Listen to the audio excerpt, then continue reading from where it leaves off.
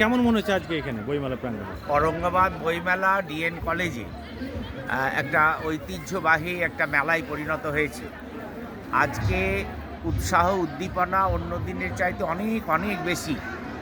আশা করছি 25 তারিখ 26 তারিখ যে বইমেলা চলবে তাতে আরও মানুষের ঢল নামবে। এখন আমরা দেখছি যে বেলা 2টো থেকে আমরা 9টা পর্যন্ত বইমেলা চালানোর কথা, কিন্তু এত রাত্রিতেও অনেক অনেক অনেক ক্রেতা রয়েছে এবং বইয়ের ভাণ্ডারও এবারে যথারীতি। আনন্দ ঘন পরিমণ্ডল তৈরির জন্য আলাদা একটা সেক্টর রয়েছে। খাদ্যের জন্য যে ব্যবস্থাপনা সেটা অনেক চমৎকার।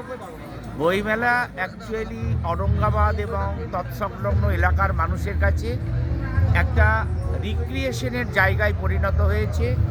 ছাত্রছাত্রীরা ব্যাপকভাবে উপকৃত হচ্ছে এবং সর্বোপরি আমি এমনও মানুষ দেখতে পাচ্ছি যে 21 থেকে 26 হয়তো প্রতিদিনই তারা বইমেলায় আসছে।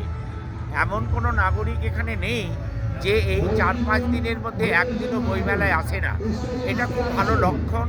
বড় বড় শহরে জেলা সদরে যে বইমেলা হয় তার চাইতে একটু আলাদা ধর্মী বইমেলা ঔরঙ্গাবাদ ডিএন কলেজের বইমেলা।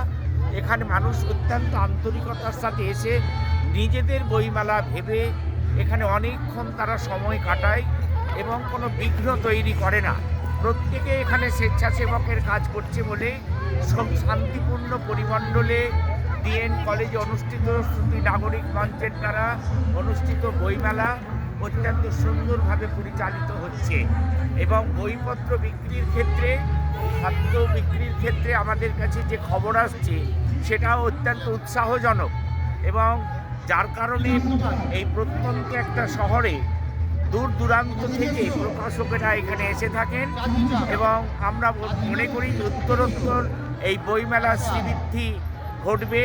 অত্যন্ত একটা সিকিউর জায়গায়, সুন্দর জায়গায় এই বইমেলা, প্রত্যেকে নিরাপত্তা বোধ করে এবং স্বাচ্ছন্দ্য বোধ করে।